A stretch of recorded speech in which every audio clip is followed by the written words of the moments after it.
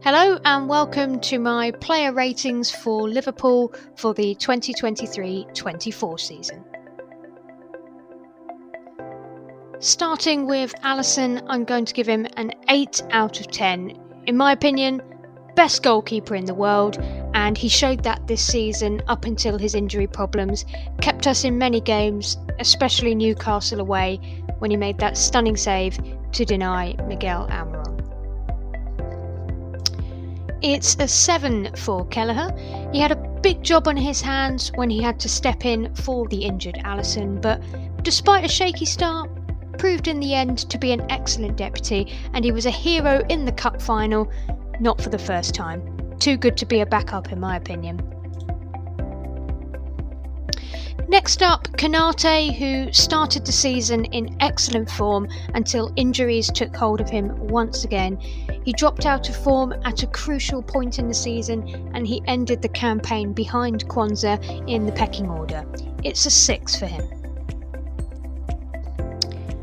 I'm going to give Virgil van Dijk a 9. He's been Liverpool's player of the season, in my opinion. Looked back to his best. Not been fazed by the captaincy role, we all know it, but he's an all-time great. It's a 7 for Joe Gomez. He's been asked to play various different roles this season, including holding midfield at one point, and he's looked comfortable in each one. Much improved from last season, a very useful squad player. I'm giving Kwanzaa an 8. He was virtually unknown at the start of the season when we were all screaming for a centre-back, but Klopp put his faith in him, on loan at Bristol Rovers last season, but now seems to be the number one choice to partner Van Dijk. Calm, confident and an eye for goal. An outstanding campaign. It's a 6 for Joel Matip, who started the season very well, but cruelly picked up that ACL injury which ended his season and unfortunately his Liverpool career as well. But of course he leaves as a legend who won it all. Andy Robertson, 7.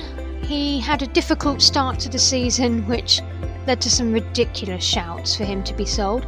However, he soon got back to his best before picking up a nasty injury on international duty with Scotland. Since his return, he has maintained his form, stepping up whilst others faltered. I've given Tsimikas a 5. He managed to get a run in the side after Robertson got injured, but unfortunately was unable to take his chance. Too often caught out of position, he now seems to be third choice left back behind Robbo and Gomez as well. I wouldn't be surprised to see him leave this summer. It's a 7 for Trent, much improved from last season. However, injuries have stopped him from showing his top level consistently this season. Will be interesting to see how his role evolves under Arne Slot.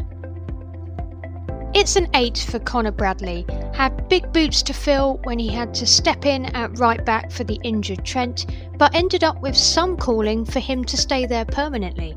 Grew in confidence as each game went by, going from being a defensively solid fullback to being an attacking threat as well. Even played some games on the wing. Ran out of steam in the end.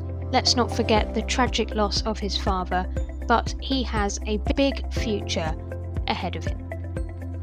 Wataru Endo, 7, signed for under £20 million from Stuttgart after big money moves for Caicedo and Lavia failed to go through. Expectations of Endo were low.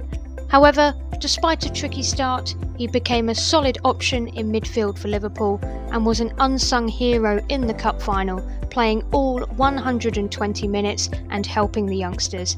Tailed off towards the end, but still a good squad option for next season. A 6 for Szoboszlai. He earned shouts of the next Steven Gerrard after a blistering start to his Liverpool career, however seemed to run out of steam pretty quick. He also struggled with injuries.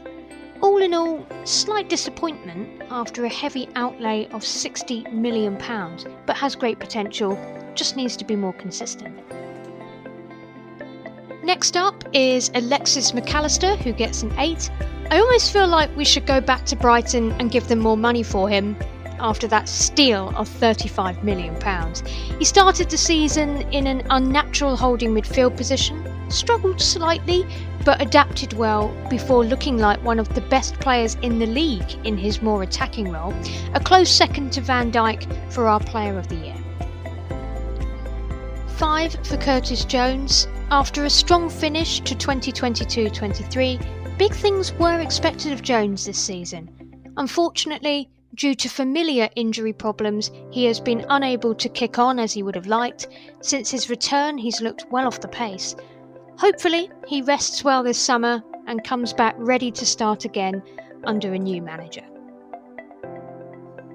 Also a 5 for Ryan Gravenberch. He looked absolutely magnificent in his first few appearances in the Europa League, but the quality of opposition was low. He hasn't yet shown that he can be trusted in the big games, with his off-the-ball work non-existent at times.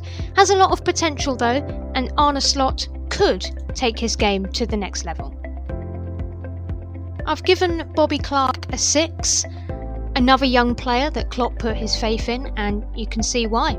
He's a brave player, loves a tackle, and also has an eye for goal. I'm hoping that he gets more opportunities next season.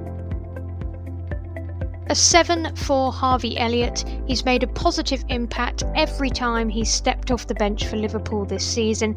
However, hasn't been able to be as effective from the start of games. But having said that, he has ended this campaign very strongly and will be knocking on that door for more chances next season. I've given Diaz a 6. There is no doubt he gives 100% every time he plays, and his ability to get Liverpool up the pitch is vital, but time and time again his end product lets him down. Too many chances missed and the final ball is lacking.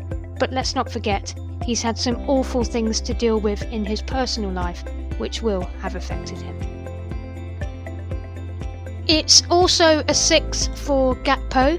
Unfortunately, he's not been consistent enough for a large part of this campaign, but he's had a very strong end to the season, and it's clear that left wing is his strongest position. He'll be looking to kick on further under Arne Slot. It's a 7 for Jota. Who knows where Liverpool would have finished this season had he been fit for the whole campaign. Unfortunately, injuries have blighted his season once again, but when he has been available, he's been as clinical as ever. Salah gets an 8 from me. He was playing at close to his top level right up until the injury he picked up at AFCON. Never seems to have recovered fully from that, and he's not been himself in the second half of the season. He's still been Liverpool's best attacker though, and the numbers don't lie. He could have had more assists, were it not for the wastefulness of his teammates at times. It's vital that Mo stays next season. Right, last but not least then, Darwin Núñez, who gets a 7. Unfortunately, he started the season on the bench and ended the season on it as well. But the bits in the middle have been quite good. I think there has been a clear improvement from last season, and a return of 18 goals and 13 assists in all competitions is not bad. Clearly, he still has a lot to prove when it comes to his finishing, but I'm sorry, some of the criticism has been way over the top. Right, that's it then. Thank you very much for listening, much appreciated. Let me know your thoughts in the comments section.